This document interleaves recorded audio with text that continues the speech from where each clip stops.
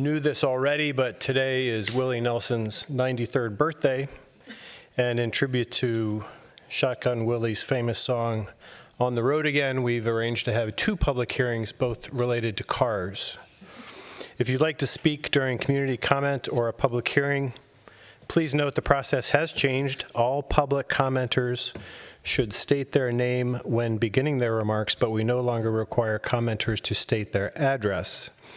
Instead, please fill out a speaker registration card with your address and hand it to Senior Communications Coordinator Lauren Siebenaller before speaking. Excuse me. So now we'll call the meeting to order and do a roll call, please. Commissioner Brennan. Here. Commissioner Hanneman. Here. Commissioner Felt. Here. Commissioner Day. Here. Commissioner Smith. Here. Commissioner Bennett. Here. Commissioner Padilla. Here. Chair Elkire. Here. Oh, and Commissioner Nelson. Here. There he is. All right, thank you, Carrie. Before we approve the meeting agenda and the meeting minutes, I wanted to just take a minute to correct an omission from our April 15th meeting. We have a new planning commissioner, Joe, and already become so comfortable with his presence through work sessions that I neglected to give him an opportunity to introduce himself last time. So Joe, would you just tell Edina who you are? Yeah, hello, Edina. Lived here for 4.5 years, 2 kids, 6 and 4, general contractor by trade, and an interest in knowing what's going on in our backyard. So happy to be here. Glad I got selected. Welcome, Thank you, Joe. David. All right, is there a motion to approve the meeting agenda for tonight's meeting? I need to make a correction to, the agenda, my bad. Yes, motion. Is there a second? Second. All right, there's a motion and a second to approve tonight's meeting agenda. We'll have a roll call vote, please. Commissioner Brennan. Aye. Commissioner Hanneman. Aye. Commissioner Felt. Aye. Commissioner Day. Aye. Commissioner Smith. Aye. Commissioner Bennett. Aye. Commissioner Padilla. Aye. Commissioner Nelson. Aye. Chair Elkire. Aye. Next, is there a motion to approve the meeting minutes from April 15th, 2026? And I believe there may be an amendment. Yes, this is, need to amend the previous meeting minutes. I was not in attendance at the last meeting, and I'm noted here multiple times in the roll call votes is for aye votes. So should probably just correct that. We can make that correction. Okay. So is there a motion to approve the minutes with that correction? Move to approve. Second. Roll call, please. Commissioner Brennan. Aye. Commissioner Hanneman. Aye. Commissioner Felt. Aye. Commissioner Day. Aye. Commissioner Smith. Aye. Commissioner Bennett. Aye. Commissioner Padilla. Aye. Commissioner Nelson. Aye. Chair Elkire. Aye. Now we'll move to community comment. We'll now hear from residents in person who would like to speak about something not on tonight's agenda or scheduled for a future public hearing. You may speak for up to 3 minutes. After giving your speaker registration card to Lauren and stating your full name for the record, the green light at your podium will turn on. When you have 30 seconds remaining, the yellow light will turn on, and when you're out of time, the red light will turn on. Is there anyone here who would like to provide community comment? Seeing none. Oh, is there one? Yes, please. Come to a podium.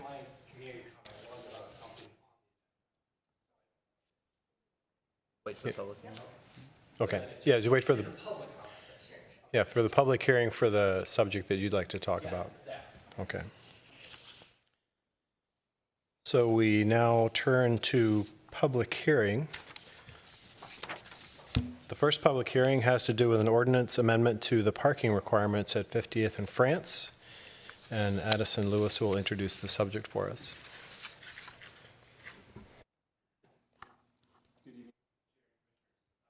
This item is for a proposed ordinance amendment to the parking regulations at 50th and France. Currently, section 36-1312 of the Edina zoning ordinance allows commercial properties at 50th and France to rely on the public ramps to satisfy their parking requirement up to a floor area ratio or an FAR of 1. Buildings that exceed an FAR of 1 must provide additional parking for the square footage exceeding an FAR of 1. So this requirement goes back to 1978. It was viewed as a way to distribute the available parking in the public ramps in a way that was fair to all the property owners. And you probably remember that last fall we had a variance requested from this provision for a restaurant, the Americana restaurant at 5036 France Avenue, to allow FAR up to 1.2 without providing any additional parking, and that variance was approved, and it was strongly supported by the community, including the 50th and France Business District. And so as a result, the City Council asked staff to look into amending the zoning code in a way that would allow other property owners to have that same opportunity to do modest expansions. And so staff took some time to analyze the parking utilization of the 3 ramps, as well as the potential for expansion and redevelopment within the district. And as a result, we're recommending that the amount of FAR allowed before additional parking is required be increased from 1 to 1.25. And that recommendation is based on a few reasons. So number one, not all properties in the district are going to want to expand up to the maximum FAR.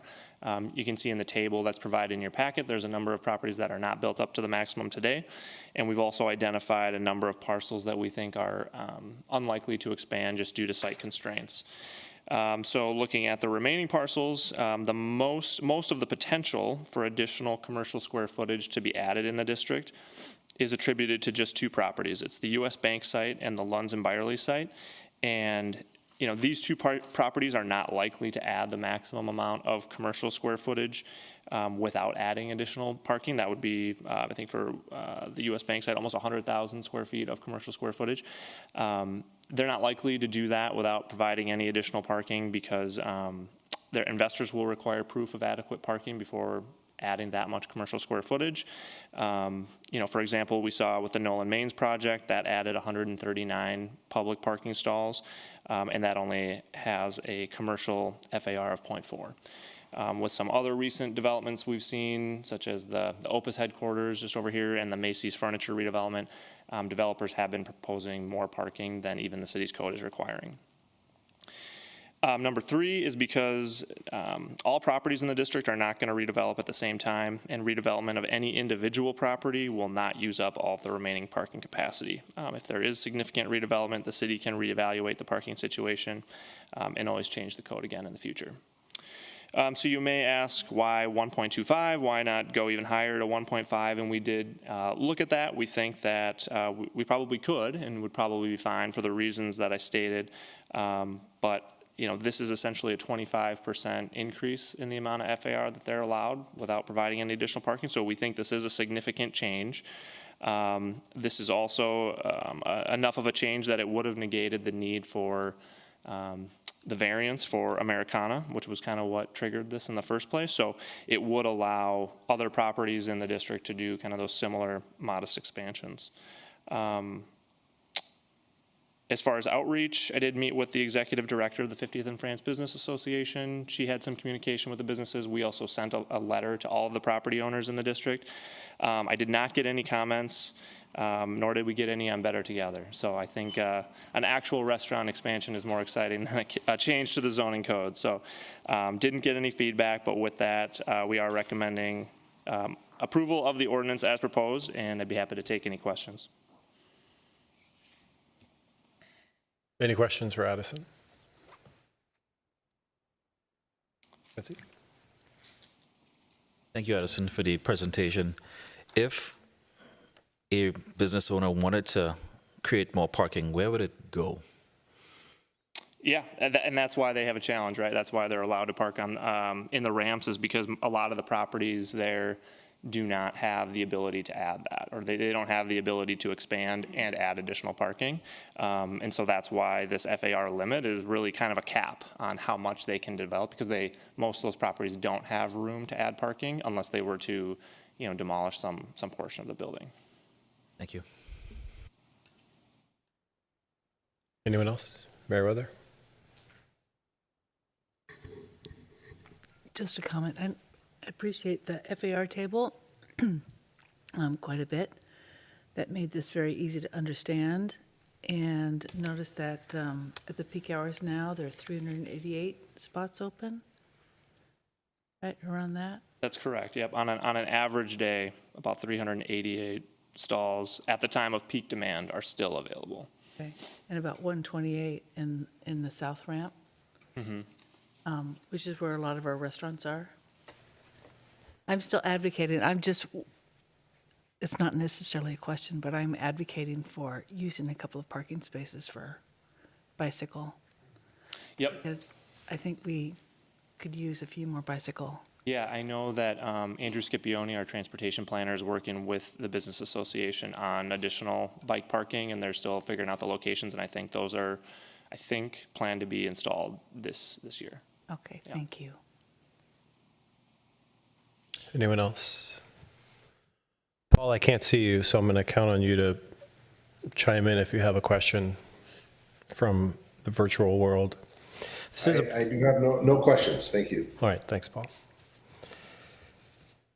All right, this is a public hearing, so we will now hear from residents who would like to provide comment, either in person or by phone. For those who may be on the phone, if you want to provide comment, please call 312-535-8110 and enter access code 2863-729-2903, followed by the password 5454. Then press star 3 on your telephone keypad to indicate you would like to speak. To provide comment in person, please first give your speaker registration card to Lauren. All speakers must state their full name. Then you'll have 3 minutes to speak, and the yellow light is your warning that you have 30 seconds left. Is there anyone here in person who would like to provide public comment? Yes, please, come on up.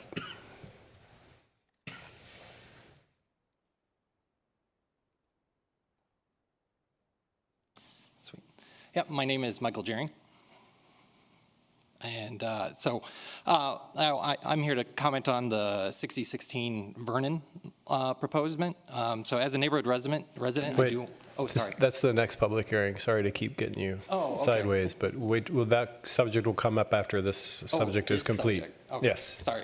Fair enough. Is there anyone who'd like to talk about, make a comment on the 50th and France parking? Is there anyone on the line? There's nobody on the line, and I believe it is safe to proceed. Okay. So is there a motion to close the public hearing? Motion to close? Second. Roll call, please. Commissioner Brennan. Aye. Commissioner Hanneman. Aye. Commissioner Felt. Aye. Commissioner Day. Aye. Commissioner Smith. Aye. Commissioner Bennett. Aye. Commissioner Padilla. I need to abstain because I need to recuse myself from this vote. So I'm abstaining. This is just to close the public hearing. Sorry. Okay, but I'm also need to recuse myself from the discussion and the vote. Okay. But I'm fine to close the public hearing. Commissioner Nelson. Aye. Chair Alkire. Aye. So now's the chance for the Planning Commission to ask any other questions they may have or to provide their own perspective on this particular ordinance. Who'd like to get us started? Jimmy? Yeah, just want to thank Addison. That's a great presentation. That summed it all up really nice. I really don't have anything to add. I just thought that really spoke to the facts of the matter real well. Anyone else? I agree. I really appreciated the FAR table. It seems like 3 out of 4, if I have the ratio right, 3 out of 4, or 4 sevenths and 3 sevenths of the properties, 4 out of 7 are greater than the FAR of 1.25, and 3 out of 7 are less than the 1.25. So it's pretty evenly split right now. So it seems like half the properties are already taking advantage of a greater FAR ratio than the 1.0. So I agree with this ordinance change.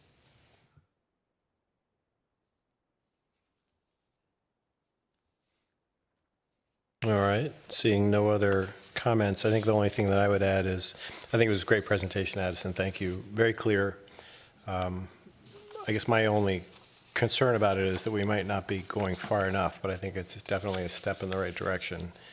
The FAR table was great. If you eliminate the properties that already have big surface parking, like Lund's or Lund's Byerly's and the US Bank, and eliminate the gray ones, the average of that set is 1.5 as it is today. So I think you could probably make an argument for 1.5, but it feels good to be making a step in the right direction. So with that, is there a motion to approve the ordinance amendment to parking requirements at 50th and France? Motion to approve? Is there a second? Second. Roll call, please. Commissioner Brennan. Aye. Commissioner Hanneman. Commissioner Felt. Aye. Commissioner Day. Aye. Commissioner Smith. Aye. Commissioner Bennett. Aye. Commissioner Padilla. Abstain. Commissioner Nelson. Aye. Chair Alkire. Aye. So that amendment will pass.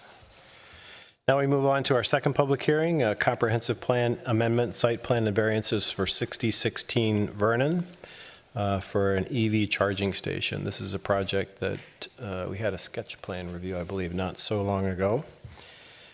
And looks like Carrie will introduce the subject for us this evening.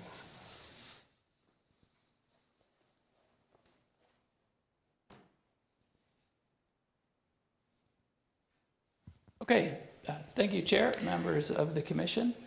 As mentioned, this is the site that you're familiar with. You did a sketch plan review not too long ago, and we've had 3 development proposals in the last 3-4 years that have not gone forward. The proposal this evening is, as mentioned, at 6016 Vernon Avenue, and the proposal is for an EV charging station. This site, as shown on the screen here, is zoned PCD4, Planned Commercial District, in which gas stations, auto repair are permitted use in that district. The site is guided in our comprehensive plan for medium density residential, so we have a conflict between the comprehensive plan and the zoning ordinance. It mirrors the property to the west, which is medium density residential. That designation has been in place since about 1980, going back in our comprehensive plans. Here's a look at the proposal. This is a night image of what the project could look like. So again, it's just a remodel of the existing building. They would have inside a convenience store that would be self-automated. It would be not open to the public 24 hours a day.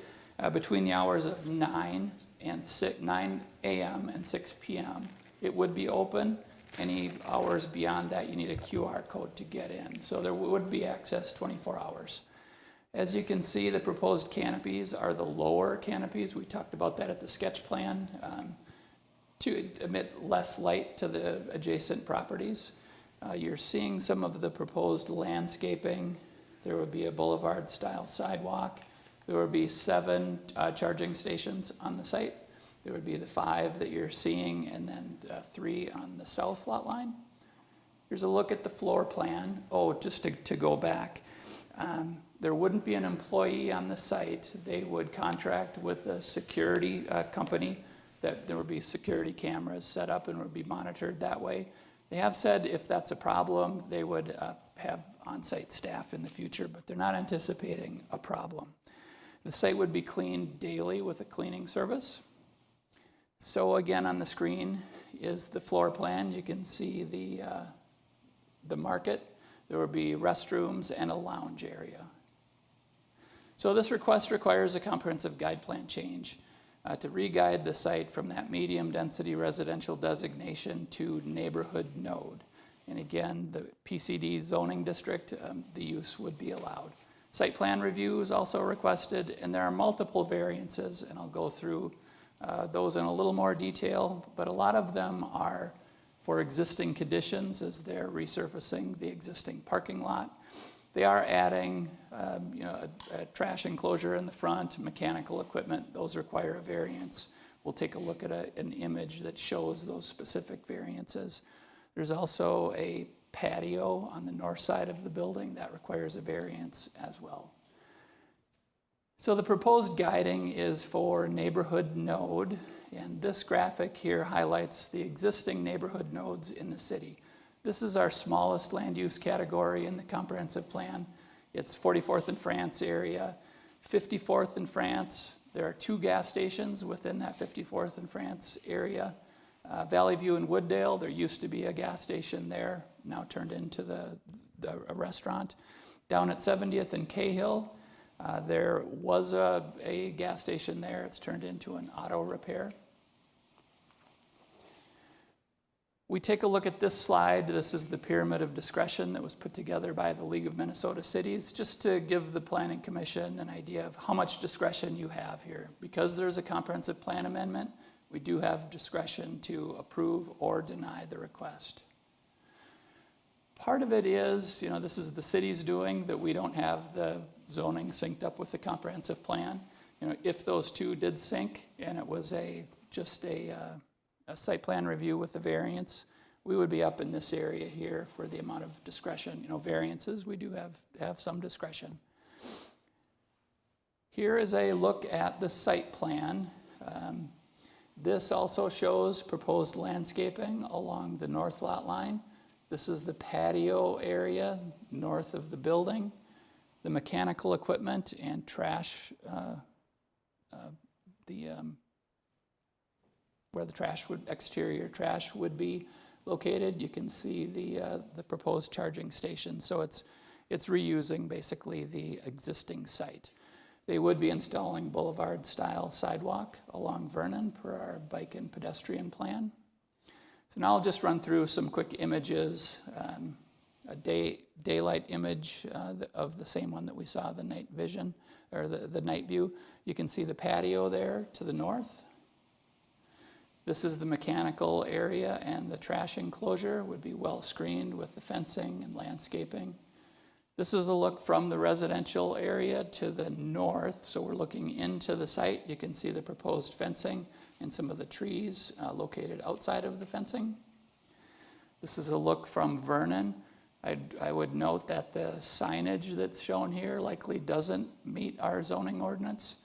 There's no variances requested for the signage. They've indicated that they would meet all of our signage regulations as part of a building permit should the project get approved. Lighting has come up. You may have noticed in some of the Better Together feedback, concerns about lighting. So what's on the screen here is a photometric plan that demonstrates compliance with our city code. So the lumens along the north lot line would roughly be 0. Our code allows 0.5, and along a street, 1.0 is allowed by code. So the lighting would be code compliant. There's also been some concern from the feedback at Better Together about noise generated. That would be subject to our noise ordinance, which mirrors state statute. So if there's any noise complaints, staff has a noise monitor, and we can monitor that and make sure that it is compliant. The applicants are confident that noise would not be an issue. City Hall has some charging stations outside here. At least when I walk by, I don't notice a noise. But that would be covered again by city code and state statute. So this graphic demonstrates kind of the difficulty of the site. The triangle represents the buildable area on the site, and the boxes with the numbers represent the variances that are requested, the specific setbacks.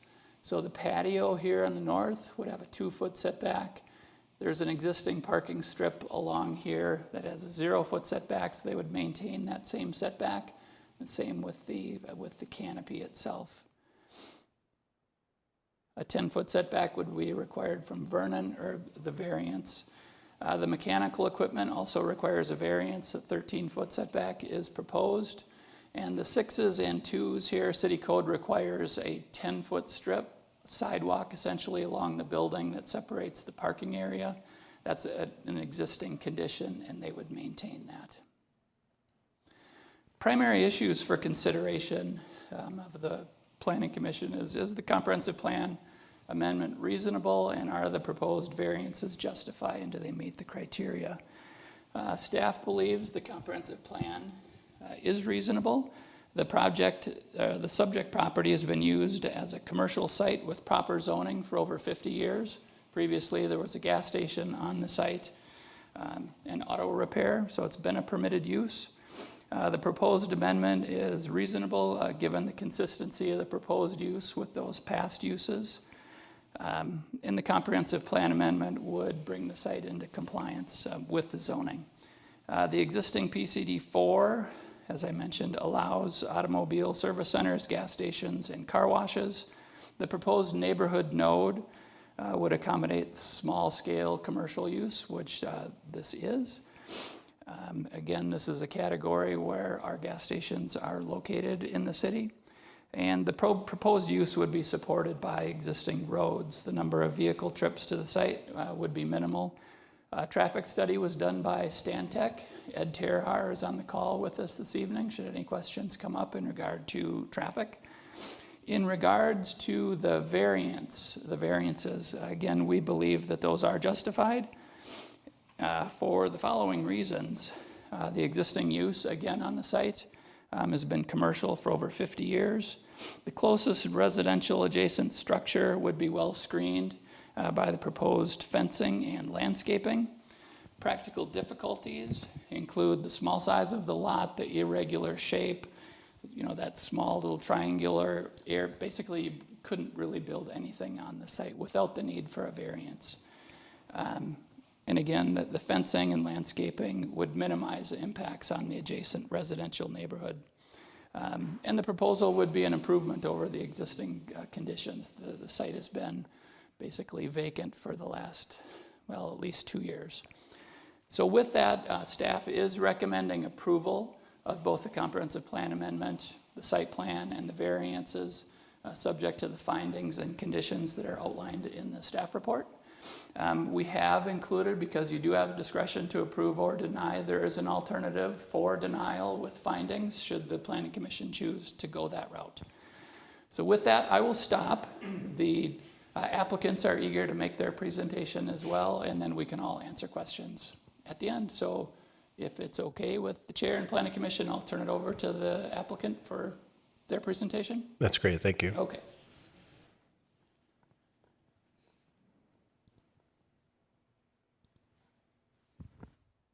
Appreciate it. Thanks, Carrie. Would just like to express my appreciation for him. He's been extremely helpful through this whole process and hopefully makes my job here tonight a bit easier. I really just gonna kind of hit on a lot of the same points that he hit on and just expand a little. So my name is Declan Wilkerson. I'm the lead site designer with Edina.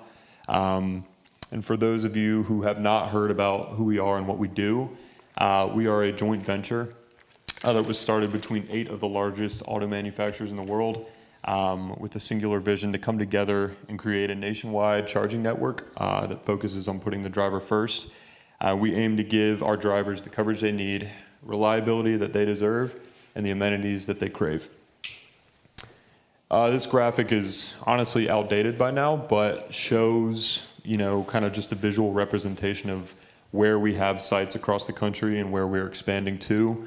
I'll touch on that in the next slide. As Carrie said, we are proposing 7 400 kilowatt fast charging units here, which would produce 14 EV charging bays, 2 of which would be ADA accessible, I believe. We'll also be proposing in the building restrooms, miniature C-store, Wi-Fi capabilities, mini canopies as you saw over each of the charging units, and then 24/7 monitored security. And then nationwide connectivity.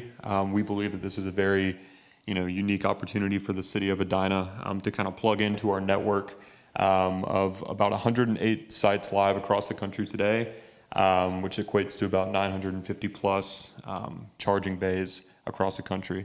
Other areas in Minnesota that already have Edina rechargery stations include Lino Lakes, Brooklyn Park, Oakdale, and White Bear Lake. But I'd like to point out this one is more of a kind of like a flagship store for us as opposed to a standard site like the other ones.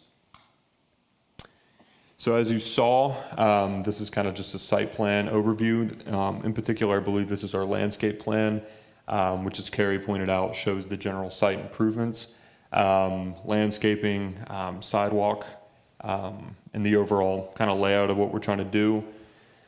So to expand on that a little bit more, in particular, the charging units, we use the Alpatronic HIC 400, which are some of, if not the best EV charging units on the market. They provide very fast and very reliable, charging capacity for electric vehicles.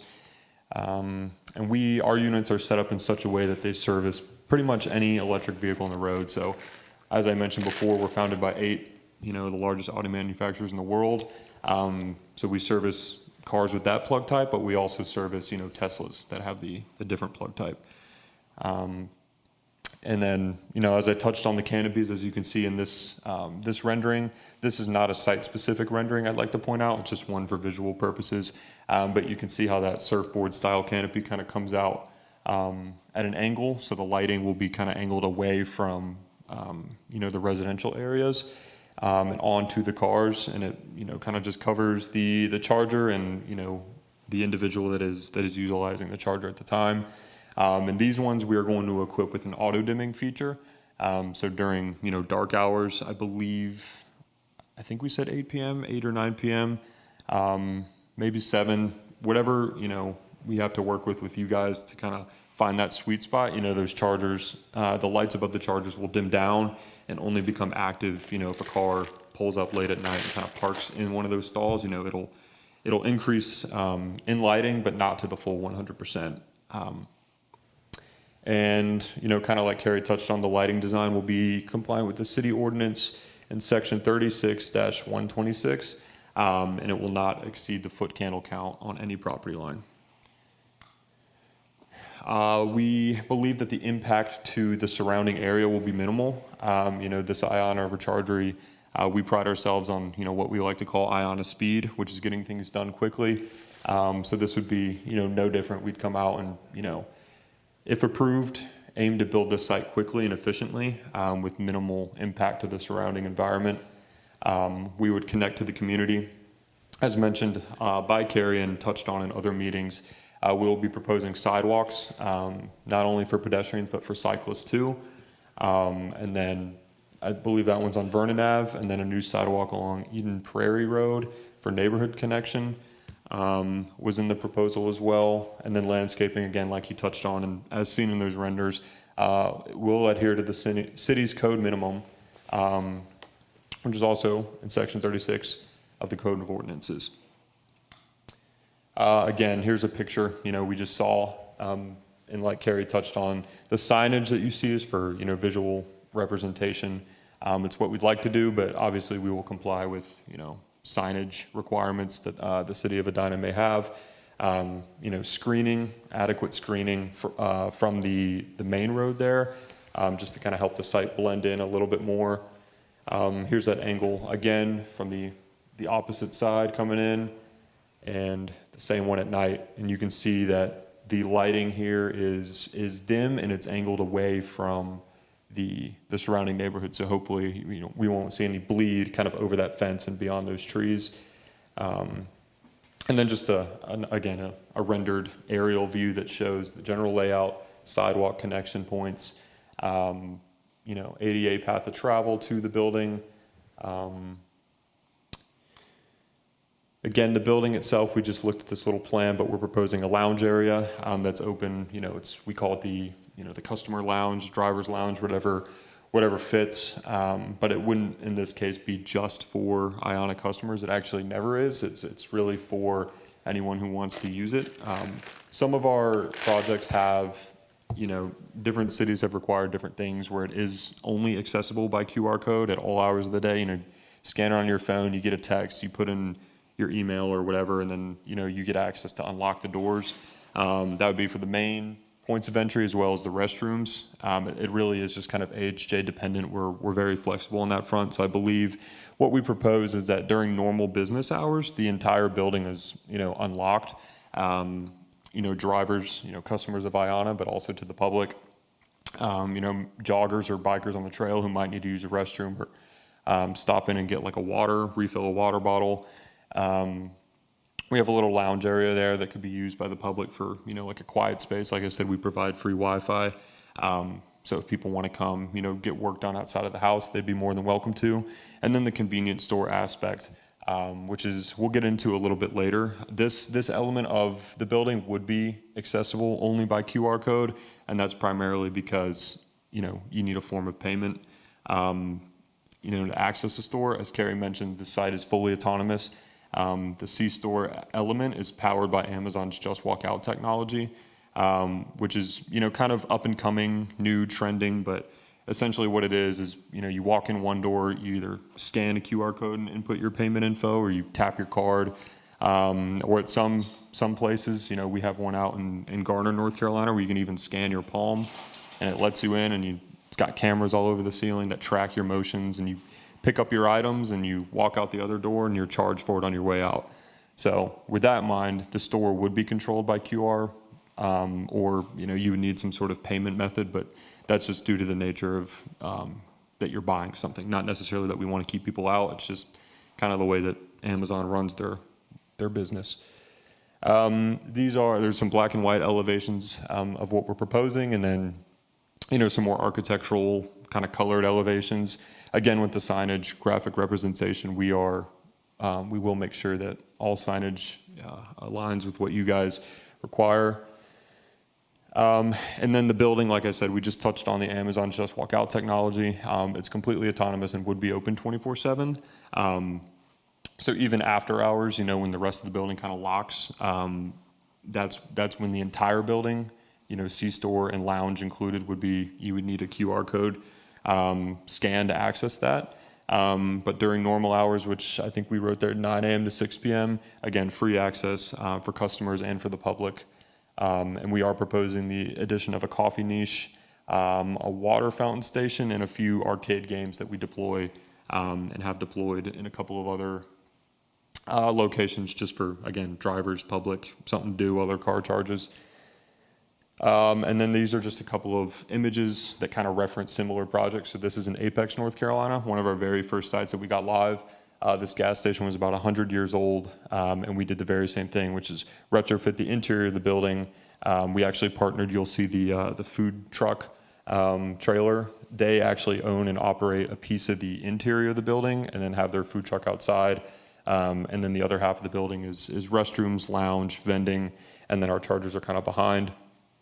Here's a look kind of inside looking out. You can see through the picture window there. The canopy in the background with our charging units. And then again, we provide seating and work area.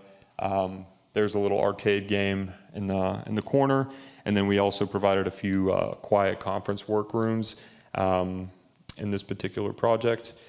This is one where we actually utilize the Amazon Just Walk Out market. This is in Garner, North Carolina, the one that I referenced before. Again, another old gas station that was retrofit for our needs. And then here's an interior shot of what we would be going for with the customer lounge area, and then you can see the mini C-Store there in the back. A couple just operational details. Again, 24/7 surveillance. That is done through interior and exterior cameras. We contract a security company, an offsite security company, to kind of monitor everything 24/7 and kind of just generate reports on potential site activity that might not be desirable. And if for some reason that we needed to escalate from offsite security, we could contract a third-party security company to come kind of patrol the site regularly and hopefully keep any undesirable behavior to a minimum. But we haven't had to do that at any of our sites up to this point. I'd also like to point out, if somebody was trying to access the building, they aren't an eye on a customer and they're not necessarily a resident looking to just utilize the building for something good.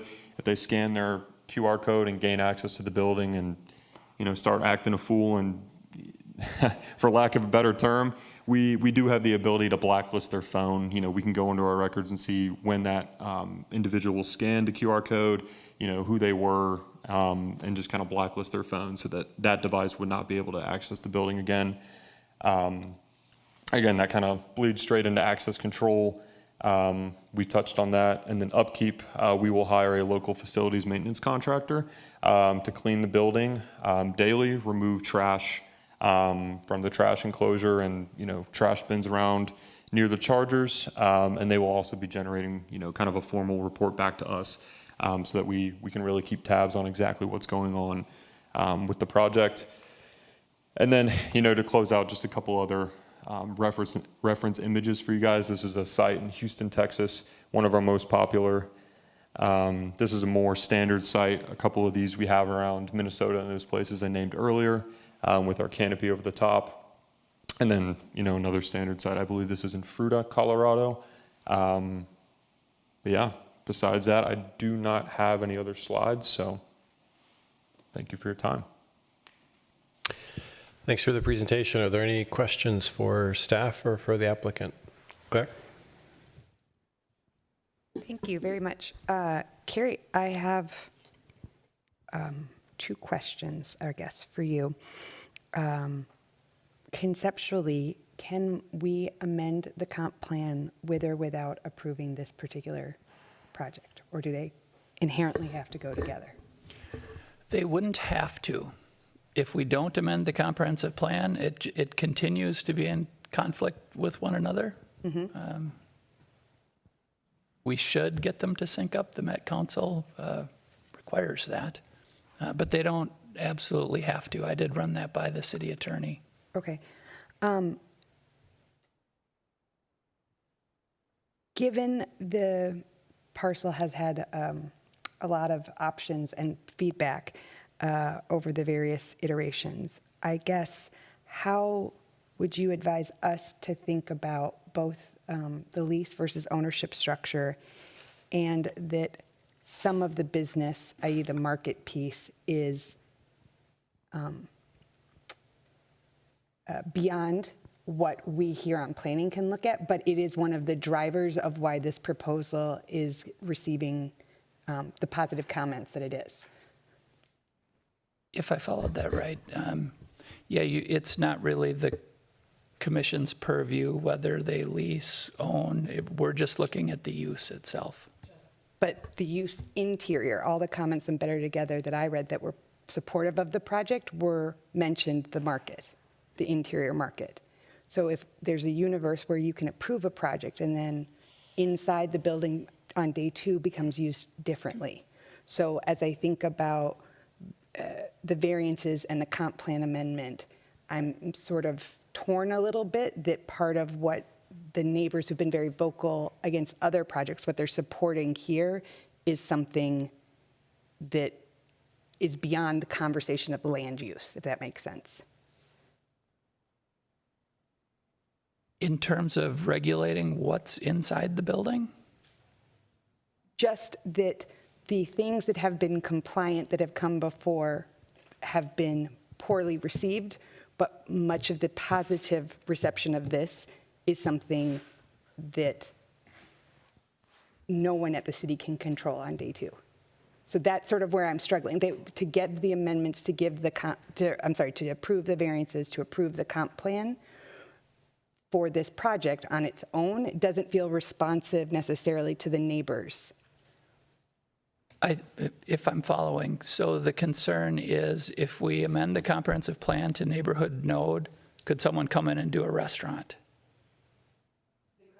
No, they would have to rezone the site because a restaurant is not allowed in the PCD4 zoning district. Only this use with that internal convenience store. Yeah, so if they wanted to change the use into a restaurant, they would have to come back for a rezoning, and the city has discretion whether to approve or deny that. Yep. Meriwether?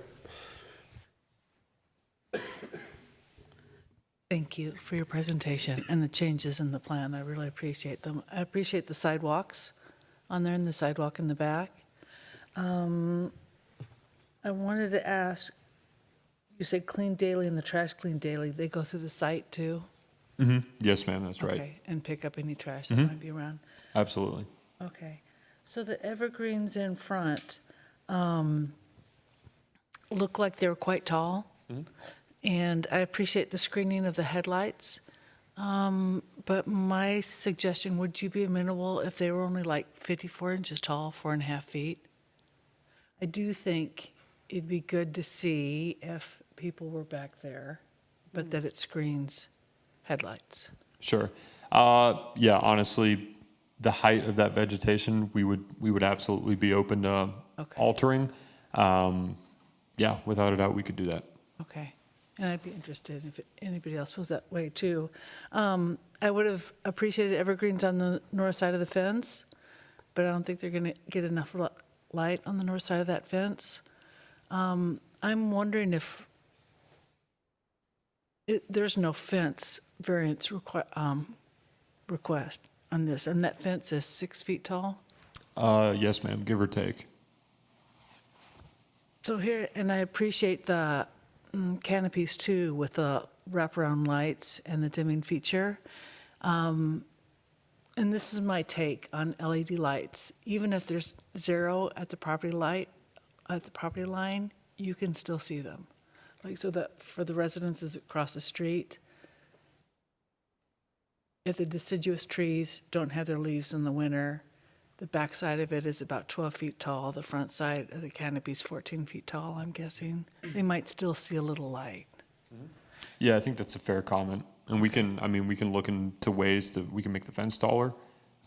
We could, thicken the vegetation that's back there. Like, we're open to ways to fixing that. Okay. For sure. That's what I'm wondering. Maybe someone else has some comments about those things too. But those are, Melanie, I even appreciate the sidewalk in the back. Mm-hmm. Helps the neighborhoods. So I'm. Other questions? Joe? Hi, thank you. Do you have any information on average charges per day for a site this size, and even compared to a typical gas station, I guess? Yeah, sure. Great question. I think now, again, the average is always fluctuating just because we get so many sites live and they're all different sizes, different amount of bays. But typically the number that we work with is about 10 per bay, per day, roughly. So I guess that would equate to, at max, absolute max capacity, 140 cars in and out a day. But typically it completely depends on just kind of environmental factors, where the site's located, how much traffic the area gets in general. But yeah, we could work with the number 10. And I'm no expert, but I imagine that's significantly less than a gas station. Absolutely. At this point in time, for sure. Thanks. For sure.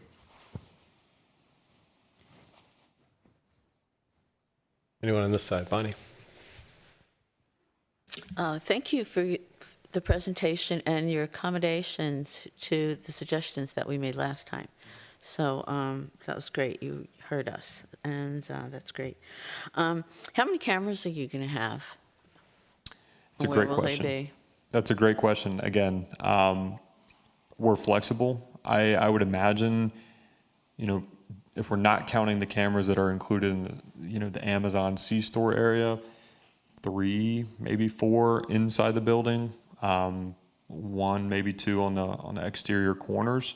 And then we could always look into putting a security camera on each of the canopies itself as well.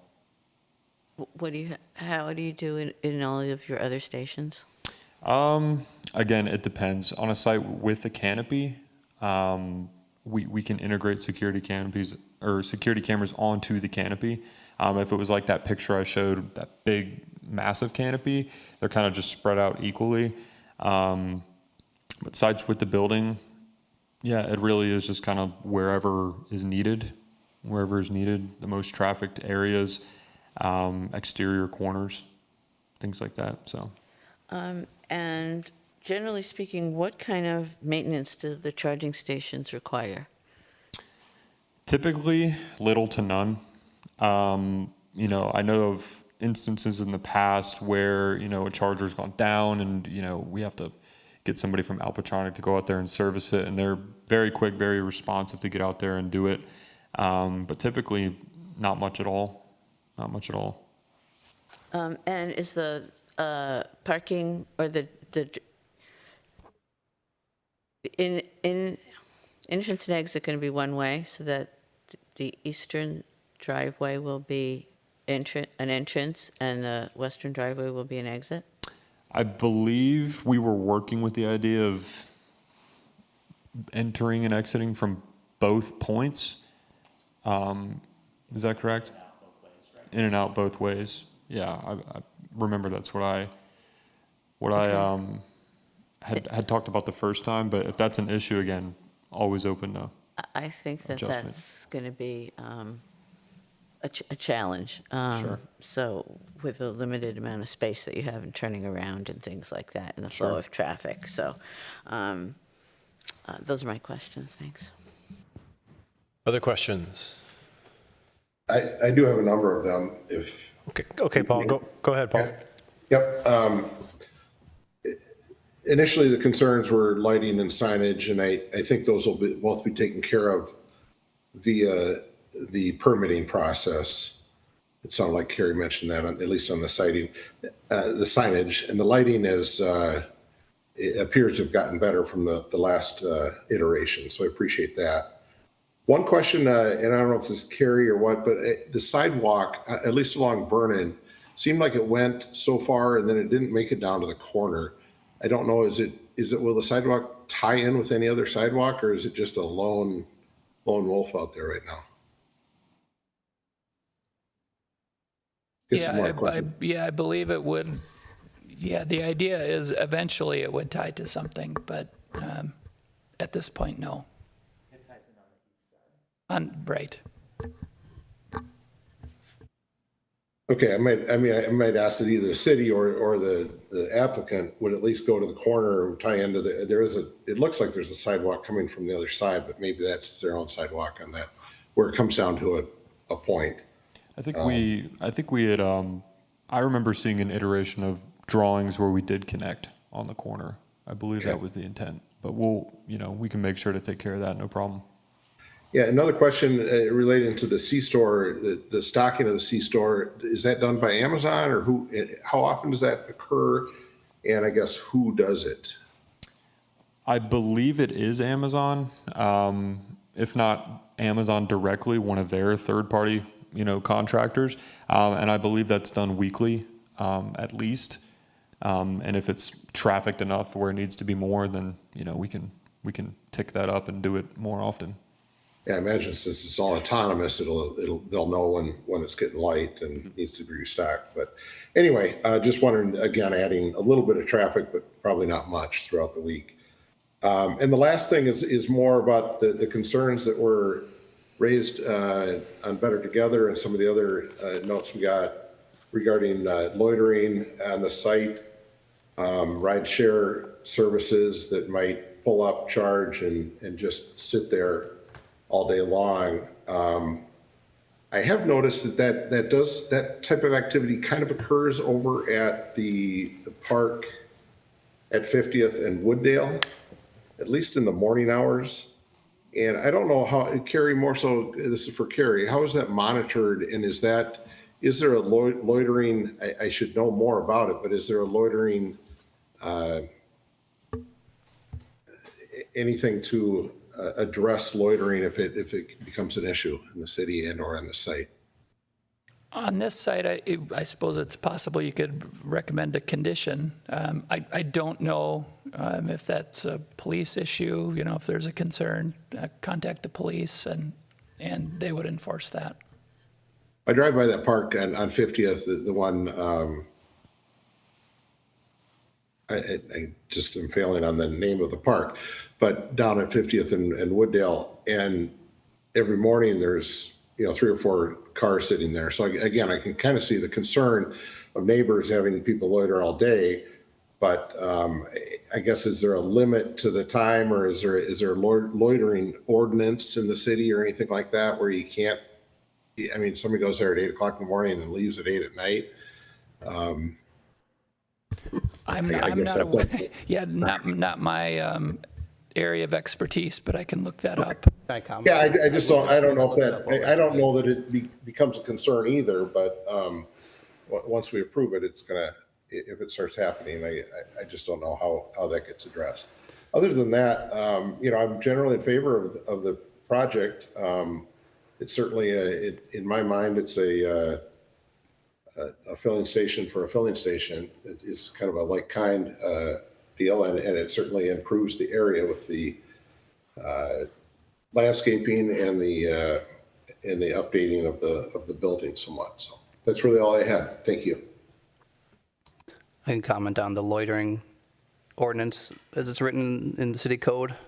So chapter 22, division 1 says that loitering, no person shall lurk, lie in wait, or be concealed in any house or other building or in any yard, premise, street, avenue, park, or parkway within the city with intent to do any mischief or to pilfer or to commit any crime or misdemeanor whatsoever. That is what's on the city code. Okay, thank you. Other questions? David, could I ask one? Yes. Commissioner Padilla's question about cameras made me curious. I think you said, if I understood correctly, that there's off-site monitoring of the footage of the cameras. I'm not sure if that's done by a human or computer intelligence. Do you have any information on what your response time is? You know, if somebody breaks, buys something at the Amazon store and it drops and shatters and there's glass everywhere, so there's a slip and fall in the bathroom, or harassment, or kids being obnoxious, like what kind of communication in real time do you have with whatever's watching with the cameras from a safety perspective, I guess? Sure. Yeah, it's a great question. So to start, yeah, camera footage is monitored by humans.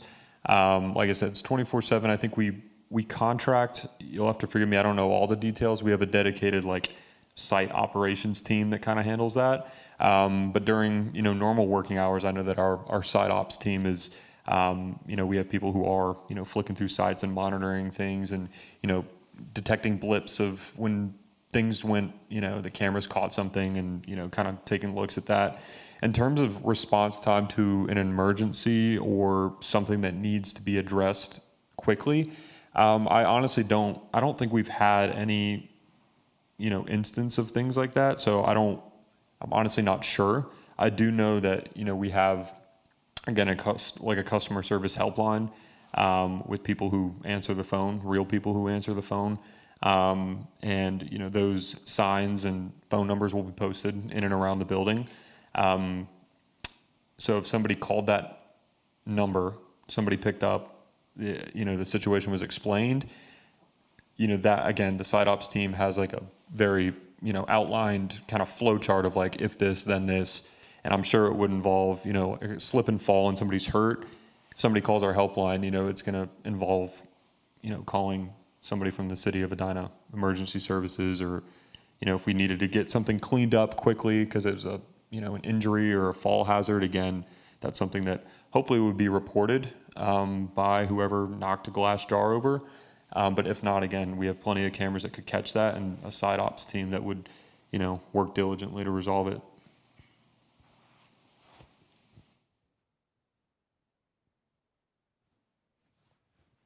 Quincy. Thank you for the presentation. A couple of questions. I'll go down my list here, mainly around business operations. So this is a high-level question. I didn't see Ford on your list of vehicles. Is Ford a partner, or would be able to use or charge at your stations? Sure.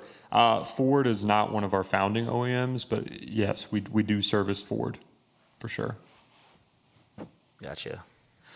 What is NACS versus CCS? I was confused on that terminology. Sure. CCS plug type refers to pretty much every EV vehicle that's not Tesla.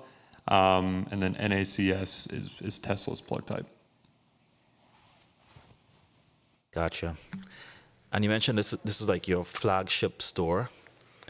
So the other stores across the country, I think you mentioned Brooklyn Park and a couple other cities, which was pretty far away. So tell me more about why this would be your flagship location. Yeah, it's a great question. Like I said, flagship, we have a few kind of building renovations across the country. This one in particular, the city of Edina is a great, kind of connection point near major thoroughfares and, an airport. And honestly, it's one of those things where we're trying to, as a company, be different than other third-party EV charging companies. And when we see, properties in kind of more strategic locations that, as Carrie mentioned, kind of fit or have like an allowed use, those are ones that our site acquisition team is looking to negotiate on and, either ground lease or purchase. And that's really why, is because, there's the connectivity aspect of where this is on a point on a map where we need, a site to service. We base our sites on drive time, ability to connect to other sites nearby. And as the network grows, we're looking for ones near, major cities like Minneapolis, to kind of be like a more central hub, and then have like smaller sites, like I mentioned, when I say Lino Lakes, Oakland, Brooklyn Park, White Bear Lake, kind of that help feed it, and they all work together to feed the larger, radius, if you will, in that state. Gotcha.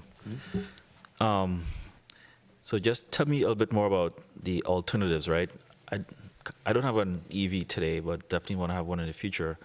I know folks purchase and set up home charging stations. I'm guessing that's not your target market, right? Your target market is something different. Just share a bit more about what are the alternatives to using you guys' service? Sure. Yeah, great question. I don't drive an EV myself, so I'm kind of with you in the dark on what is living with an EV like? How do you get around? How do you charge? But what I do know is that usually the chargers that are installed in a home are not fast chargers. They don't charge quite at the rate that ours do. They don't have the output. So ours are fast chargers.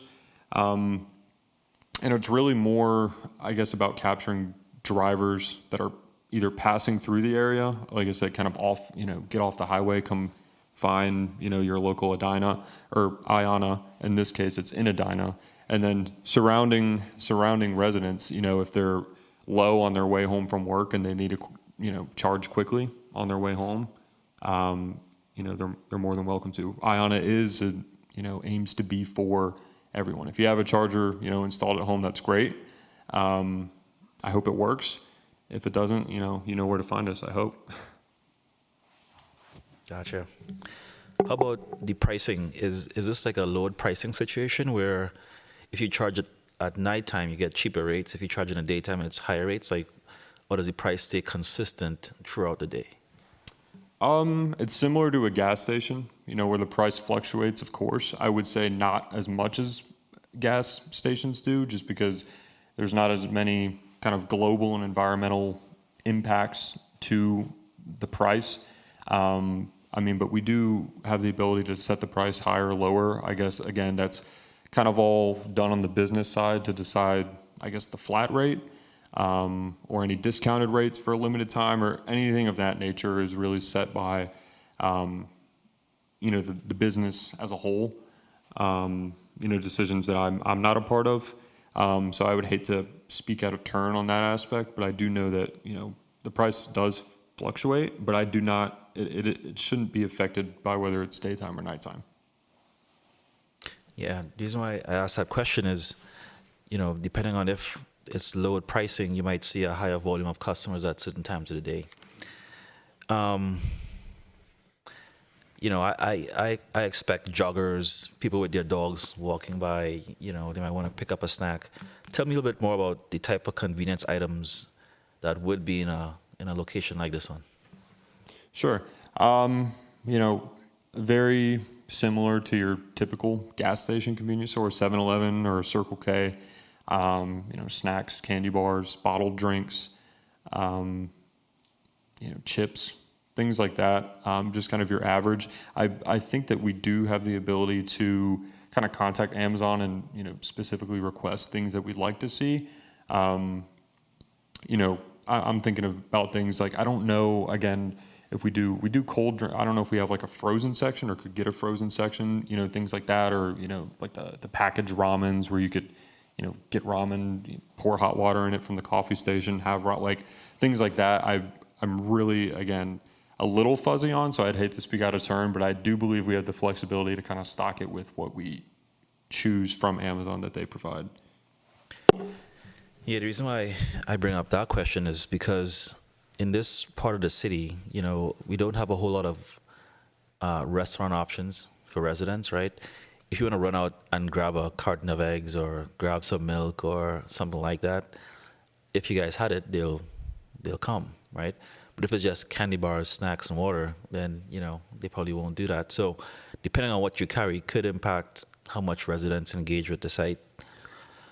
In some of your renderings, you showed like a food truck, as a amenity or a type of service. Do you guys typically provide additional services for your clients, like on an annual basis, like a welcome or celebration or anything like that, where you might have to bring a third party to provide some entertainment or food or anything?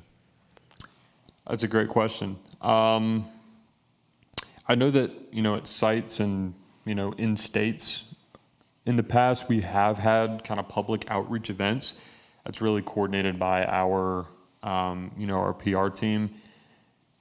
I don't anticipate that being a regular thing here. I don't see, first of all, the site, I guess just kind of the size and the irregular shape of it, it doesn't really open itself up to any sort of like future partnership or like, hey, like this is a great spot to host, customer events and, community outreach. Like, I don't anticipate that being a thing, at least not regularly. And I assume that you'd ask that because, inviting, even more third parties into an area that's surrounded by neighborhoods. I mean, on the one hand, like I said, it could be a great community outreach thing, a neighborhood node, as that term's been thrown around. But on the other hand, I could see, the argument of it not being helpful to invite more third parties in on a regular basis. So I guess it depends on, kind of why you're asking that question. If you want to see more of that, I mean, that's something I can take back to the PR team and be like, hey, they're all about community outreach. What can we do? And if you're like, absolutely not, we can go that way too. No problem. That's a good answer. Which leads me to my next question. In terms of community engagement, have you guys done any kind of, reaching out to the neighbors and say, hey, we have this idea, what do you guys think? Or is this like the first time that you're, coming with a proposal essentially? Or did you have any kind of community engagement before this? Sure. You mean community engagement prior to this site specifically? Prior to you guys presenting, like if you had to pitch it to any neighbors or residents at all? On this particular project or just projects in the past? On this project. I would say yes. I would say, kind of the communal feedback that we've gotten on this project, both positive and maybe not so positive, has been, significant compared to other projects that I've worked on. And I think that's largely due to the fact that, it is surrounded by neighborhoods. I know that we work and have been in pretty good contact with a guy, Mr. Pepper. And, he's kind of been our liaison to the neighborhood surrounding, where we talk to him and he kind of, talks to people that he knows in the neighborhoods, kind of gathers feedback. Hey, so-and-so said this, like, maybe be thinking about this, or like, this is going over well. This wouldn't go over well. So he's kind of been our ambassador, I guess. We kind of go through him and kind of get the lowdown on what we should implement between the first meeting and this one. So yeah, there's been I'd say a greater amount of public kind of outreach and reading the room than on other projects I've done, for sure. Yeah, I think for this particular site, that would be important to do. You talked about security quite a bit. The rest of the commissioners asked you some really good questions on that. And what I've observed really is your approach to security is we'll have a lot of cameras, right? We'll monitor the situation. If something does arise or persist as being a problem, you'll find a way to escalate to resolve it. So it seems like you're willing to take the steps to address anything that comes up is kind of the posture that I get. would that like same posture really extend to, if certain aspects of the development, like noise or traffic or anything like that does start to become an issue, you guys would respond to address it just to make sure that it doesn't get out of control if you notice something? Yes, sir. Absolutely. All right, that's it. Thank you. Thank you. All right, any other questions?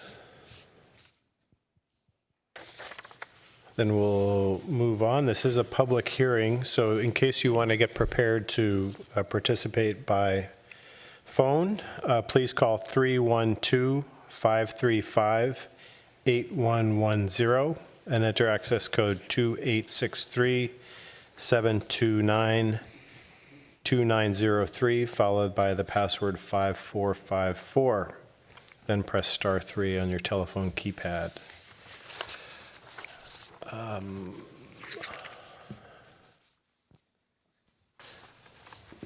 Is there anyone in the room who'd like to provide live commentary? Michael?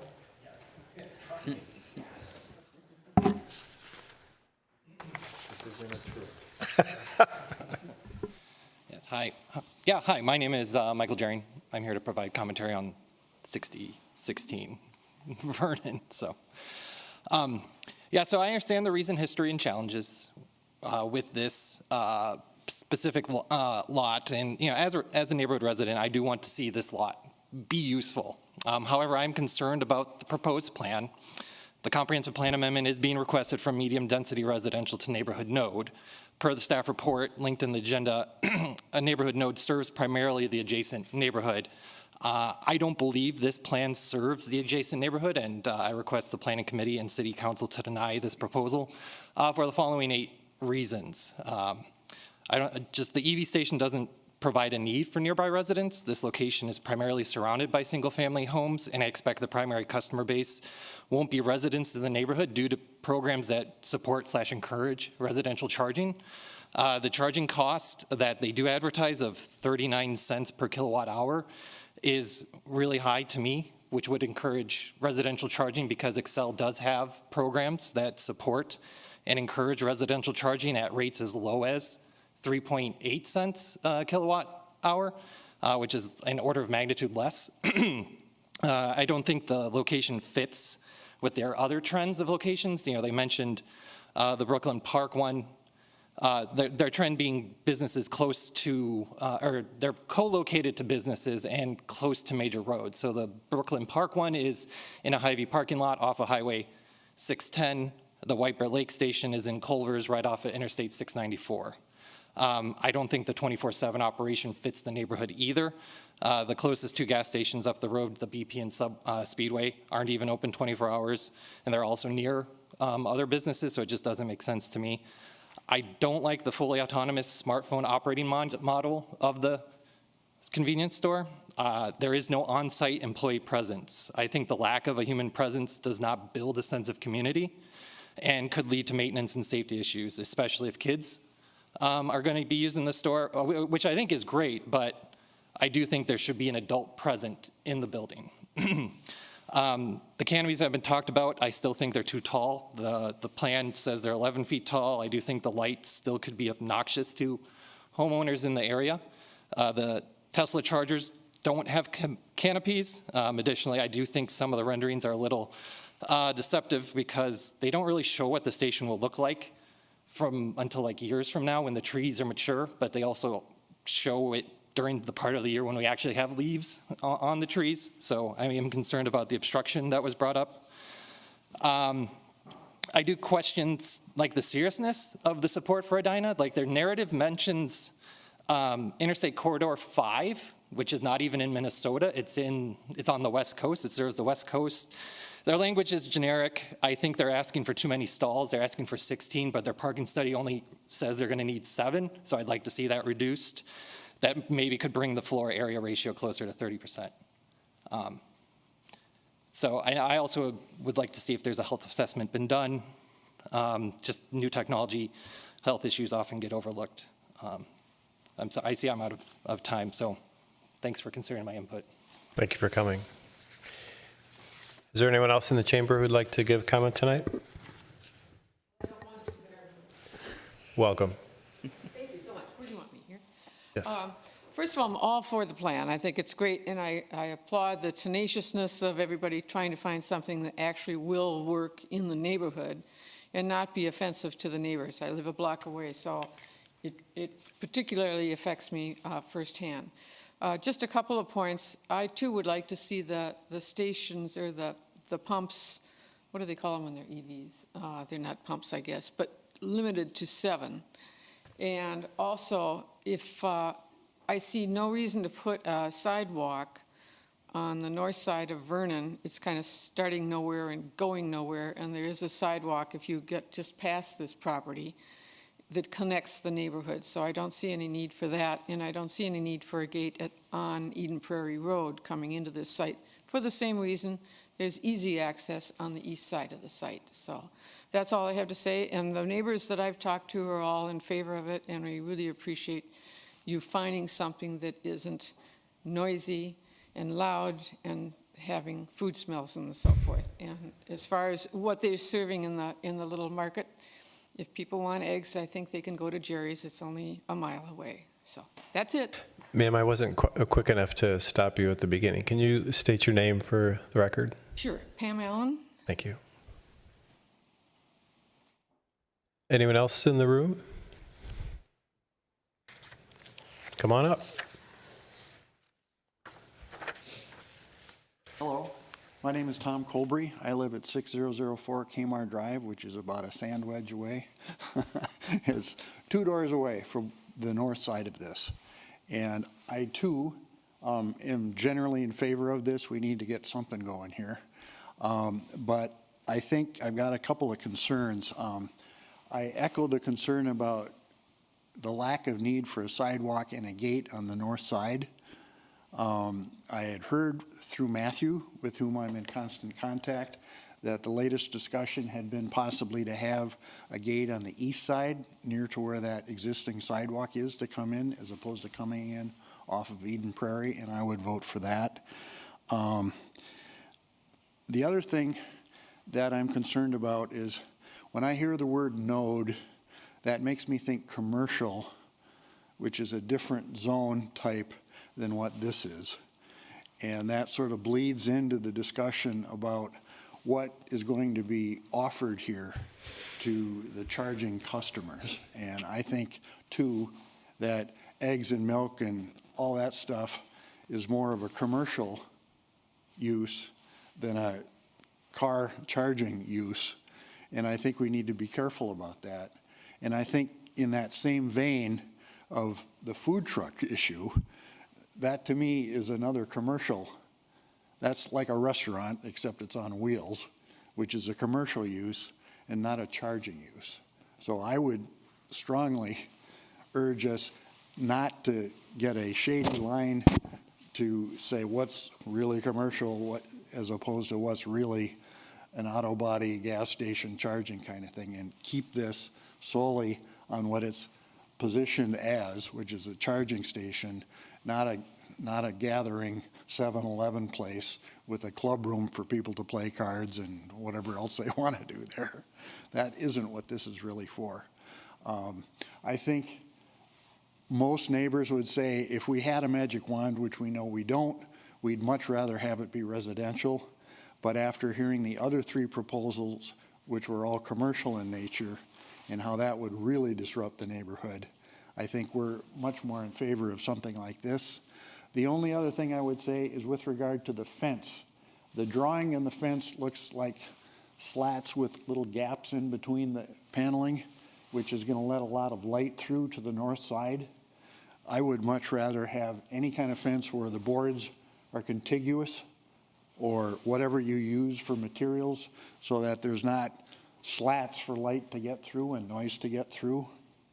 I didn't hear anything about snow removal, and here in Minnesota that's a big issue.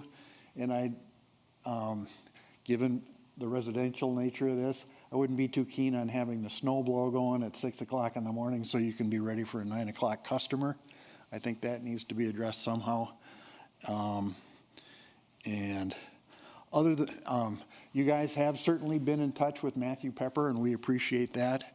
But unlike all of the other proposals, there hasn't been any communications outreach to anybody beyond him in the immediate neighborhood that I'm aware of. I don't know that we need it, but the question was, have they been talking to us? And the answer is no. They have coordinated with Matthew, and for that I'm grateful. Okay. I appreciate your efforts on this because we do want to get something other than a vacant lot, and I hope you make a good decision. Thank you very much. Thanks for taking the time to participate. Anyone else? All right, is there anyone online? We do have one call-in commenter, so I'm going to unmute their line here. And caller, if you could please state your name for the record, that would be awesome. Thank you. Hi, my name is Corinne Reed, and I live at 6012 Eden Prairie Road. Our house is 4 houses from this site, and we've been active in the neighborhood on each of the different suggestions that have come forward to the plan with plans.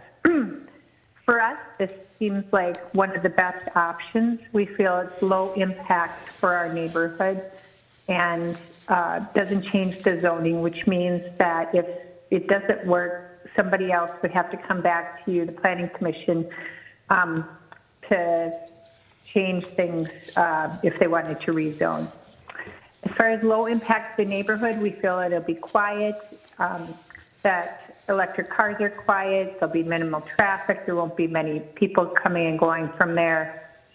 We feel it will be low impact to Eden Prairie Road and to Kmart, with no entrance directly to the site from our roads. And so there won't be a need for people to drive there or park on our roads, which other plans had shown. We feel that this is a good thing. We thank the company for the responsiveness to our previous suggestions with the building hours and lighting. We would like to see perhaps lower lamps on this as far as height. We would request no sidewalk or gate to Eden Prairie Road, and take a close look at the security cameras to make sure there's enough to catch anything that wouldn't be there. Thank you for letting me have comments tonight, and I will stop here. Thank you very much. Anyone else online? Nobody else is online, so I believe it is safe to proceed. Great, thank you. So is there a motion? Motion to close the public hearing. Second. Roll call, please. Commissioner Brennan? Aye. Commissioner Hanneman? Aye. Commissioner Felt? Aye. Commissioner Day? Aye. Commissioner Smith? Aye. Commissioner Bennett? Aye. Commissioner Padilla? Aye. Commissioner Nelson? Aye. Chair Elkhart? Aye. So now we're deliberating as a planning commission. Who'd like to start? Bonnie? Well, generally speaking, I think that this is a good use of a small space.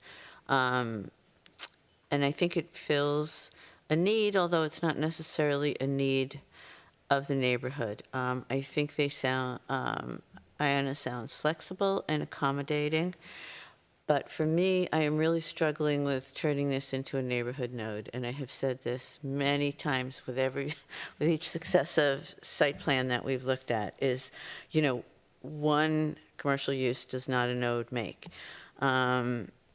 So I'm really struggling with the change in the zoning more than I am with what is being proposed here. So I don't necessarily have an issue with it. I think there's so little that can be done in that space. And if we, get to a use that works and the city council approves, we can only meet once a month because we spend so much time talking about this particular parcel. But again, as I said, when you think of a neighborhood node, particularly I think of like Valley View and Wooddale, to me that kind of really constitutes what a neighborhood node should be or look like or function like. you see a lot of mixed use. You see just all kinds of things, and this isn't that. Nor do I think that's what we want this to be. So that's where I land, which isn't decisive. Thank you. Anyone else?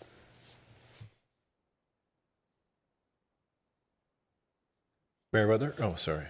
I'll get you next. I was going to say, I think it's worth deliberating that point first, maybe before we just go down the row. So, I mean, I think it's a good one and something that I'm struggling with as well, right? Given the definition of neighborhood node being, that serves primarily the adjacent neighborhoods. And this is just, like you said, not one commercial property is not a node make. So, torn on that one as well. So I'm really just trying to get the discussion going and curious to hear what others think on that particular point, and discuss that further. Claire? I was going to say, I think the last plan that came before us was not approved by council in part because the comp plan guides it currently for medium density residential. And there was a comment made that people who live in that neighborhood have expected this parcel to not be commercial anymore, but to have something come in that was medium density residential. So I think we've talked ourselves in circles on this. And I'm with Bonnie. It's not a decisive answer, but it does feel like sometimes what is driving the decision is how it's guided in the comp plan. Sometimes the conversation has been, well, it's been a commercial use for however many decades, so it's reasonable to assume that it could stay some sort of commercial use. And I'm not sure I've squared that circle. If we're going to stick on that point, I would build on all of those comments and say, I mean, I have the same struggle, and yet, if you look at the other neighborhood nodes in our city, it's hard to really make a rock-solid case that any gas station or any car repair shop is primarily for surrounding homes. Mm-hmm. So I agree that I have some processing issues with that, but we're uniformly inconsistent in the application of the neighborhood node. Not a huge fan, but I don't know a better comprehensive plan category to use other than that.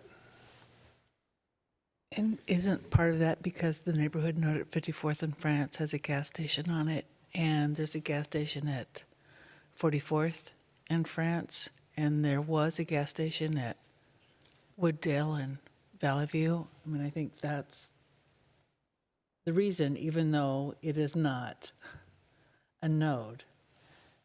Is that fair? I think that's fair. Yeah, it's the smallest commercial category that we have in the comprehensive plan. So, we tried creating a whole new category with the previous request. That didn't work. It's something, I guess there's a couple of options. We could not take action on the comprehensive plan, address it when we do the update here in a year or two. That's one option. Or you could re-guide it to neighborhood node for now, and we still take a look at it as part of the next update, whether it's creating a new category, expanding the area. I don't know what exactly that would look like, but I think those are a couple of options we could consider. I do appreciate the fact that it is our smallest commercial designation, and we don't have anything smaller. It's also would be a commercial designation with no employees.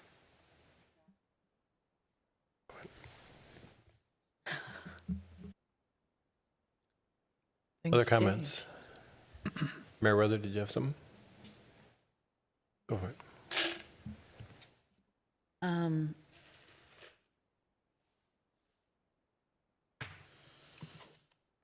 I do like that the public can access this from 9 to 6. And I believe there are 7 pumps, and each pump serves 2 for a total of 14.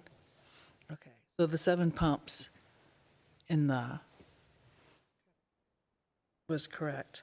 I'd be completely okay with moving the gate to the east side or taking it off the north side completely. And although I love sidewalks, if the neighborhood does not like sidewalk on the north side of that fence, I'd be okay with getting rid of that. For me, the lighting issue, our lighting ordinance was made in a time that did not have a lot of LEDs, and I do think the LEDs are quite bright. So I agree with the fence being built in a way that it blocks a few more things, and maybe considering how to light those canopies so there really is no way to kind of look at the bulb. Because even though the illumination at the lot line is 0, looking at an LED light is still very bright. And those are my comments.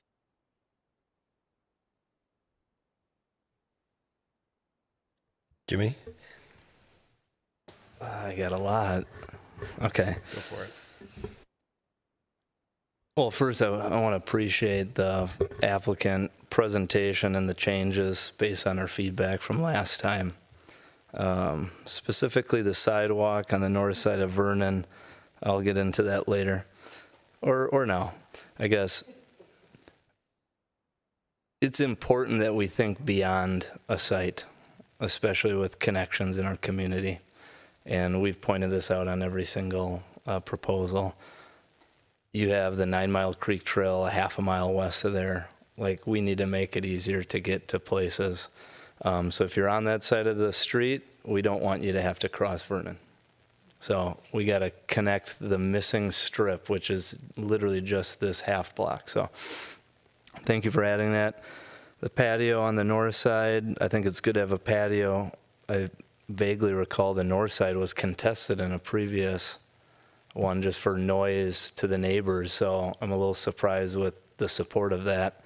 So I'd recommend putting the trash back there and moving the patio toward the street, or condition it that way. Also, shorter canopies would be preferred. And then whatever type of function inside that does get people to linger is something I do support. I support your vision as a company and as a business. I guess just for me, it's just not here and not now. And I mentioned during the last meeting, it'd be nearly impossible to get my support for this in the way that's pursued and the way that we're kind of forced to make a decision. And this gets to like the bigger picture. So in terms of our discretion, I know Carrie mentioned it, but we have this pyramid. So when it comes to comprehensive plan, at least the question or the stance of like, it's better than what it is now. It's better than nothing. Like, I have a higher standard to achieve in terms of making a comprehensive plan amendment. And we all have different discretion here. So that means my perspective and my goals and aspirations for the city are different than some of the neighbors, fellow commissioners. So taking a step back, if this was a beautiful multifamily residential that just knocked it out of the park, I'd probably support that. But it being a commercial use in a neighborhood node type of designation, I have a much higher standard of what should be there, and this is just not hitting it for several reasons. First, the vision for Edina of like inclusive and connected. That's as we look to the future, we have very few opportunities around the city as we connect places and people to like have points of interest along the way. So while this is something nice, like we can't forget what has been proposed here that we know could work, like a restaurant, like a very small scale, where you are bringing in people and there's energy and vitality and livability associated with that. So for me, if I were a neighbor there, like I think differently, I would very much welcome something with more energy, and this doesn't have that. So what we've seen before, with a reduced version of like a pizza joint, there is a creative reuse like this one. There is a place to gather, which is kind of critical for me and my vision for the future, for my kids and for future residents, is providing more places around Edina, not just in these disparate nodes of places to gather. A place for the neighborhood, so neighborhood node, place for the neighborhood, place for local employment, a place to walk to, a place to bike to, a place to linger, something with energy. And I think this is one of those weirdly unique opportunities that we've actually had something different there for a long time in the middle of houses. So I think with that opportunity, if we're going to keep it like that, it needs to just be more than what I'm seeing, which is, again, there's some, like they're hitting good points, like creative reuse. I really like that. But it's a place for vehicles to gather. It's a place for commuters, like non-locals, to kind of add traffic to the roads. It's not right off the interstate, so there's going to be more people that aren't from there just going there, and that's not the goal of a neighborhood node. No employment. You could walk and bike, but again, to one of the comments, like it's lifeless. There's no one there, so, and there's a lot of risk that comes with that. In terms of like our comp plan and its vision of small areas and this network of connections, I mentioned the 9 Mile Creek Trail. We would have the opportunity to attract people on bike to this site, but we're attracting vehicles to the site. So while it's a sustainable energy, it's still focused on vehicles. And I mean, simply the neighborhood node should serve the neighborhood and this doesn't. So like just fundamentally, like I can't get behind this. And I said it last time, I really appreciate like the effort that you guys did to take our feedback, which I shared, knowing like I probably won't support this. It hasn't changed. I just can't. But thank you.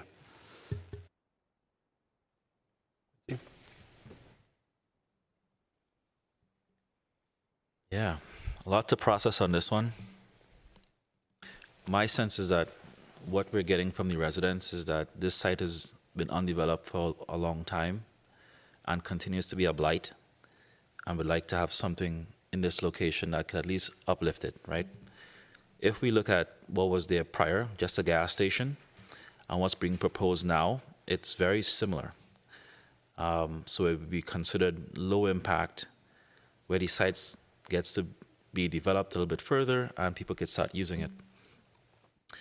Now the neighborhood node designation, it's ideal that it serves the neighborhood and has, based on the other neighborhood nodes, some more commercial aspects to it, including employment and other services. But if the neighborhood node is what the smallest designation that we have to choose from, I'm okay with making this a neighborhood node.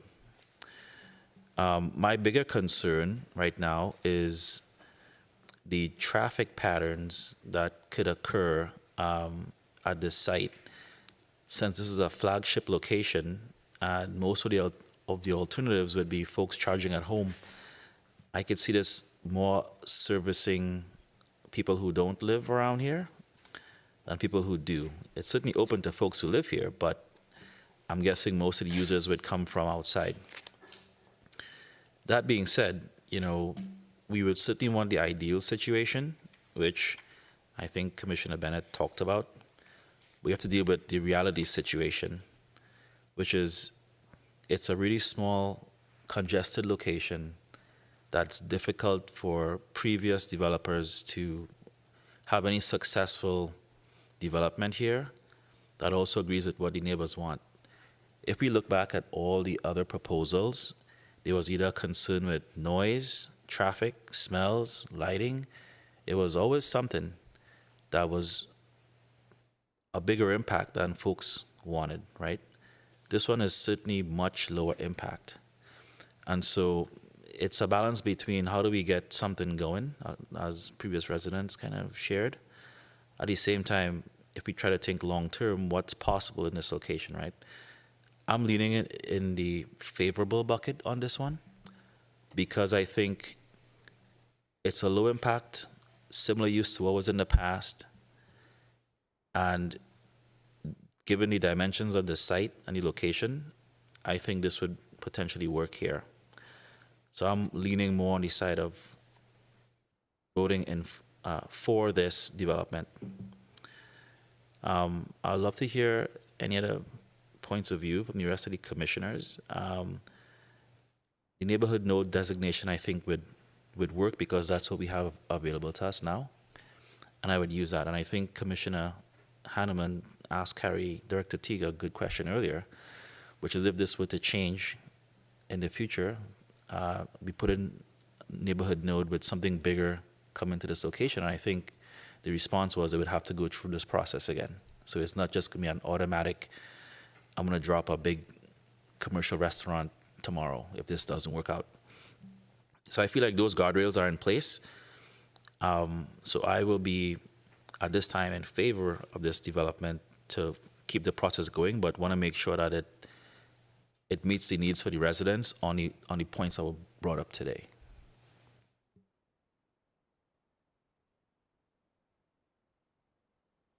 Brian? So I'll start with saying that I might losing my voice a little bit, but the inclusion of the comprehensive plan amendment makes this a more interesting discussion than some of the variance requests that come in front of us.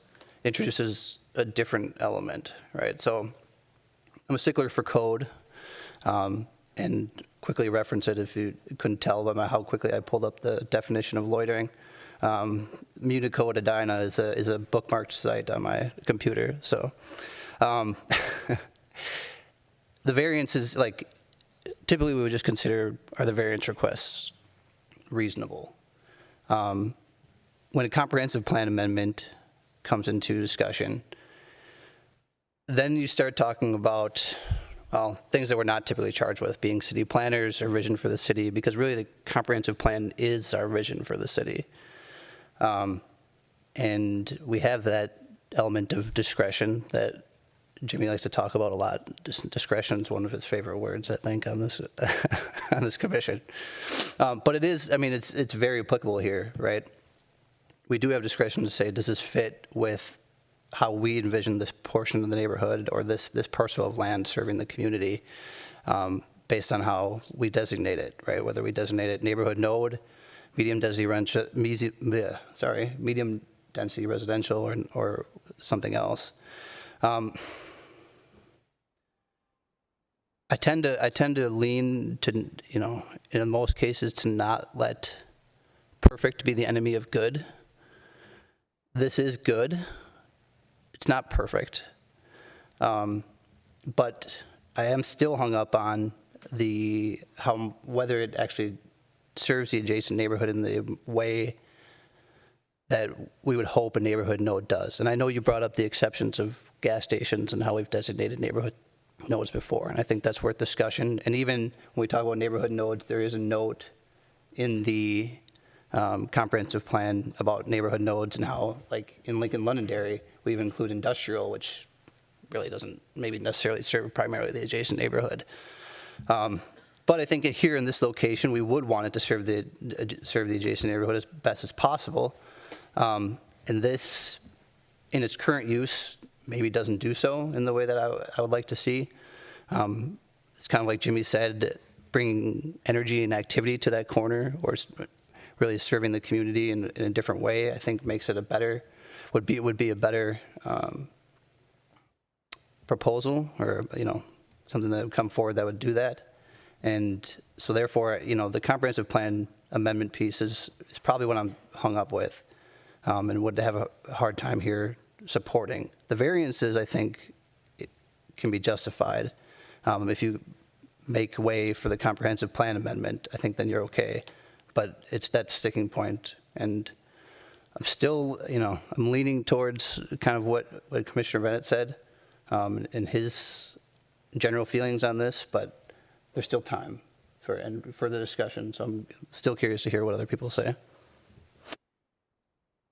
Anyone else down here? Claire?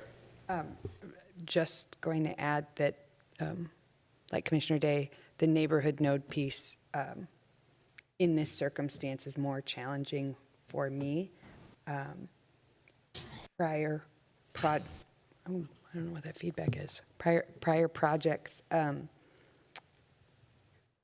had been previously declined because they didn't align with the comp plan. Here we want to change the comp plan to align with the existing use. I feel like we've gone back and forth so many times, and I think Commissioner Bennett said it really well. Like, our job when we have the most discretion is to think about the parcel in the context of the city. And prior projects that were more neighborhood focused, they didn't get moved forward in part because of the comp, you know? So I'm really struggling here. Prior projects had 50%, of neighbors were for it or residents were for it, 50% were against it. We have more better together comments here. We have a smaller, lift to just go from a gas station to an electric charge station. Conceptually, that seems smaller, but I don't like giving up the concept of how this piece in a neighborhood will serve that neighborhood and serve the larger community. And that's where I don't want to flip a coin, but I've talked myself into and out of 4 different times this evening. Joe? Yeah, for context, I'm newer to this commission, and so I don't have the intimate familiarity with the history of the site. I've heard about it, so I appreciate the concern of sending mixed messages to previous applicants before us. I'm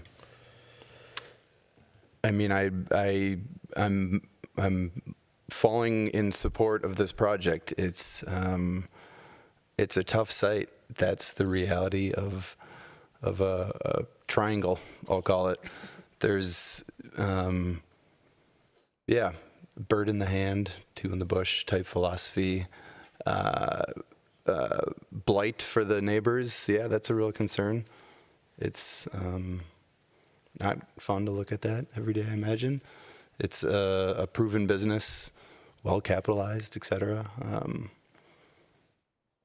So I'm leaning in support. Thanks, Joe. I'll add just a few comments.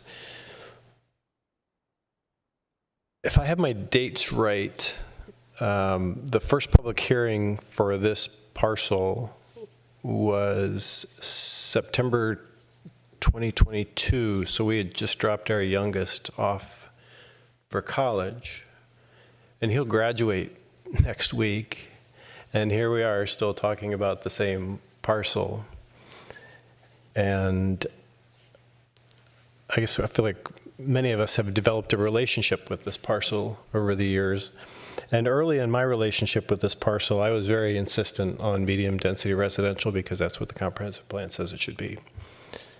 So it was complicated for me then. It doesn't feel complicated for me. I'm not saying it shouldn't feel complicated for anybody else, but it doesn't feel complicated for me anymore. And I think the reason I've made myself comfortable with it is, as much as I think it's a better place or MDR is a better solution for that area, the property is just too small and weird to have any effective application of the way we've guided it in the comprehensive plan. So I can think all I want about what I might prefer, but I just don't see it happening here. So for myself personally, I'm ready to settle. And I think I don't want to be negative about the project. I think it's a good project. I think it's good for the city. I think it's good for the community. I think it's a good use of the land, even though I might be disappointed in another part of my personality. I think it's a good use of a very odd shaped lot in that location. I had a similar but different reaction to the landscaping that Meriwether did. I was thinking more of the height of the landscaping on Vernon, the bushes, from the perspective of somebody leaving rather than somebody looking in.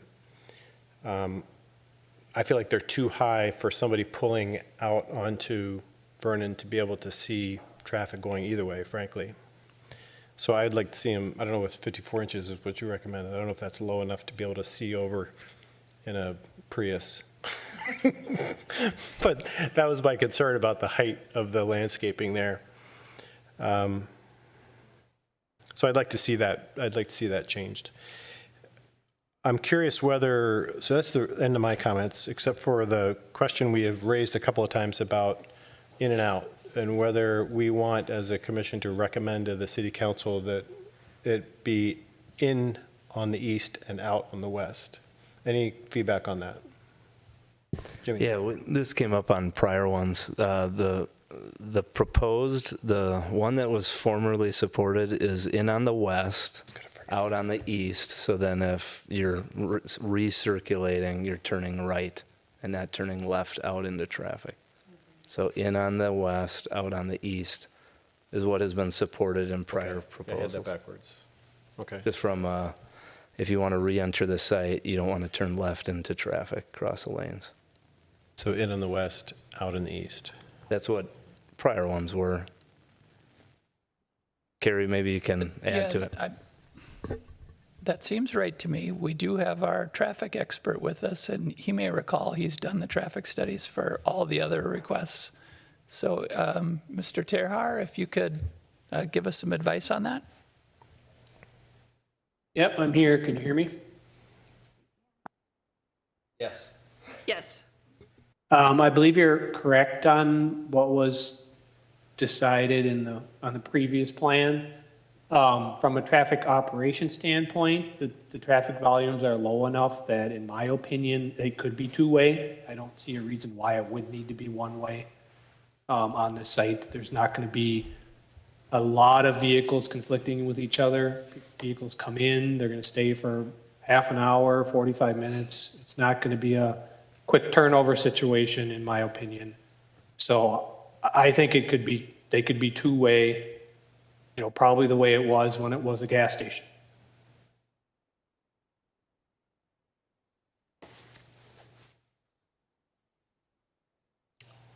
Yeah, I was going to go back to Paul. Paul, I'm sorry I forgot you because I didn't see you on the screen. Do you have any comments to add before we go to the next step? Yeah, other than the lighting in this room is awful, I apologize. The sidewalk situation, it is on the sidewalk plan, it is being proposed for that area.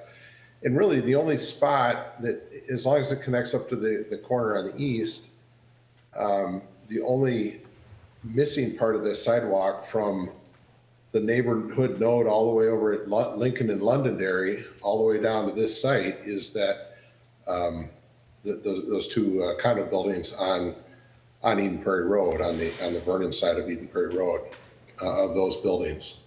So I mean, I think the sidewalk makes sense there. As far as the access to it against Eden Prairie Road, I don't really have a feeling one way or the other. I thought it would be a nice amenity to the neighborhood, but if the neighbors don't like that, that's fine. Yeah, and the traffic, just what Ed mentioned a few minutes ago, I don't see a problem. There's not enough traffic going in and out of the site to warrant a one-way situation there. I don't see it all. The other thing I guess I'm wondering about more is this neighborhood node situation. I mean, I'm in favor of the variances, and I don't know, from what Carrie said earlier tonight, I guess I took that we could approve the variances and not approve the change to neighborhood node. But is that not what I heard, Carrie? I believe yes, you can. So I would recommend, and this is what the commission usually does, is you start with the comprehensive plan, you vote on that, and then take a vote on the site plan and variances. Yeah. So I guess with the site, I mean, we're looking at the variances, and the reason they're doing the variances is because they want these 7 chargers on the site. If they came in with 3 or 4 chargers, this is what we talked about the last time they were in. If they came with 3 or 4 chargers, I think they could put that on the site as is and wouldn't come before us at all because it's a similar use. And is that correct or not? I mean, we're really just looking at the variances here. No, they would still have to come. Because of the change in code. Correct, yeah, whether there's 4 chargers or 7, it would still have to come forward. I mean, if they didn't ask for any variances on the site. If there were no variances and the it's use a is permitted, yes. The use is permitted, right? I guess that's what I was getting at. Well, if they were able to fit it in there, which it's such a small site that they weren't able to do that.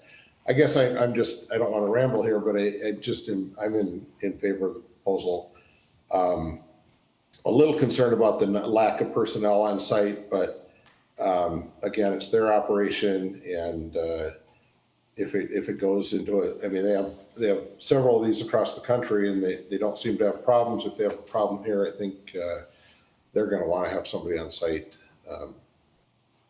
down the road. So that's really my comments. Thank you. Just wanted to comment on the, deliberation about the comprehensive plan amendment and variances, right? I mean, it is one of the variance requirements or question we're supposed to consider whether the variance is consistent with the comprehensive plan. So they kind of go hand in hand here. Like if you can't get behind an amendment to the comprehensive plan, you can't really get behind the variances in this scenario. It would be really odd. I mean, I don't even know how we would go about that. Not supporting the amendment to the comprehensive plan, but saying the variances are okay. That would be procedurally incorrect. So, just worth highlighting again. Yeah, just to build on that, just thinking out loud with you, like if to not approve the comprehensive plan amendment, you'd have to have a vision of what would be better in the next comprehensive plan for this parcel. And I'm not sure what that would be.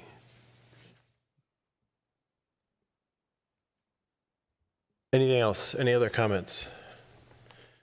So Carrie, your recommendation is we vote on the comprehensive plan amendment first? Yes. Separately? Yes. Commissioner Day raises a good point. One of the variance criteria is consistency with the comprehensive plan. Staff's recommendation is assuming the comprehensive plan is approved. All right, so do we need to separate it? That was the recommendation from the director. It's only one more roll call. Yeah, I mean, we shouldn't have to from his point, correct? Well, isn't there a universe where you think the neighborhood node is the correct comprehensive plan designation? Yes. But that the use of this site by this party in this way is not consistent with the neighborhood node? That's possible. Well, there's a universe where the other components of the variance question would be not fall in line, right? You'd say that you agree that neighborhood node is sufficient, right? But that, like, for example, the plight of the landowner is not due to circumstances unique to the property. Therefore, you can't grant the variance in this scenario. Or, again, that they're not using the property in a reasonable manner, not permitted by the zoning ordinance. So you could say, you don't support the variance request piece, but you support the comprehensive plan amendment. Not to put too fine a point on it, but we could have gotten through one of those votes already by now. Fair, let's vote. I just want to make sure I can. You could make one motion for both comprehensive Could plan. I just make a recommendation? Of course. What I'm hearing is that we take 2 votes. The first vote, if it passes, this is our neighborhood node, then that allows us to make the second vote. So the first vote has to be agreed that this is a neighborhood node. And then if that passes, then we could say, does the site plan and everything meet? And if we all agree to that, that's what I'm hearing. Unless there's objection, we'll go ahead and do it that way. So is there a motion for just the comprehensive plan amendment for 6016 Vernon Avenue to neighborhood node?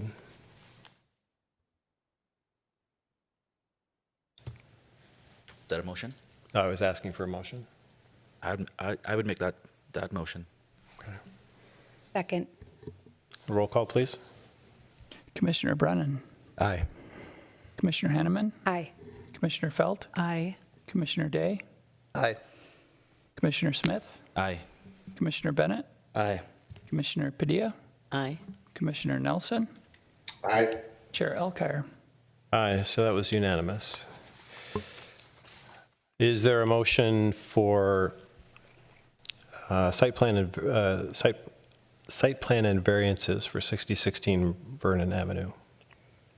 I would make that motion. Are there any stipulations that anybody has for that beyond the clear motion? I did not hear consensus on any, but that's not always, I'm not always accurate. Is there, I floated the condition on the in and out and didn't get a lot of take up on that. But is there any conditions that people would like to propose? Doesn't appear to be, Paul, in the room. Okay, I'll make that motion then. Is there a second? Second. Roll call, please. Commissioner Brennan. Aye. Commissioner Henneman. Nay. Commissioner Felt. Aye. Commissioner Day. Aye. Commissioner Smith. Aye. Commissioner Bennett. Nay. Commissioner Padilla. Aye. Commissioner Nelson. Aye. Chair Elkire. Aye, so that looks like 7-2 to me. So the motion carries.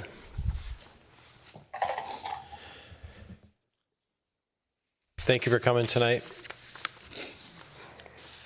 We'll move on to, we don't have any reports and recommendations tonight, so chair and member comments? Anyone? Dine and plant sales next week Friday at Arneson Acres Park. Friday, what time? It's on the sign outside. When I was driving in. Okay. That's what reminded me of it. I think it starts at like 8 a.m. If you put a gun behind it. Yeah, I think it's 8 a.m. Okay. Anyone else? I had one brief thing to mention. So when I first joined the Planning Commission, however long ago that was, I always struggled with the title of having to say commissioner and then someone's last name. And then listening to staff, like I'd always struggle to remember Chris Ocker's title and not want to promote her or demote her accidentally, just using the wrong title. So what I've started to do is just use first names. I asked Kerry, and he didn't seem to think that staff would be insulted by using first names, because I don't want to do that. So I just wanted to be candid about that and invite anyone else to do that or not, and use the titles if you want, and don't use the titles if you don't want. And if anybody would like to discuss that further, doesn't approve of that, it's totally fine, but just see me after class and we can just talk about it one-on-one. I'm gonna start calling you sir. Sir, be good. Sir. Thanks for I agree, Chair David. Yes, Chair, except me. You have to call me Chair. And then one other thing I wanted to mention was, I think it was last week, the City Council had a work session on comp plan prep. It was about an hour. So if you want to listen to it, I'd recommend it, just to hear what they're thinking about the process as we head towards that. For next year, the RFP for the consultants for the next comp plan will be coming out this summer sometime. Carrie, staff comments? Can I just, Oh, sure, sorry, I didn't know you had something. I'd like to thank the city for the beautiful socks. Yes. Yes, they are cool, aren't they? Oh, you have them too. Anything else? Didn't either. Director Teague. No update from City Council, but just a reminder, we will have a regular meeting, our next meeting in May. And then our second meeting in May, just a reminder that we'll have a work session with the consultant on the zoning ordinance, and they will be here in person for that one. Oh, good. So that's it. Is there a motion to adjourn? Motion to adjourn. Second. Roll call. Sorry, almost forgot.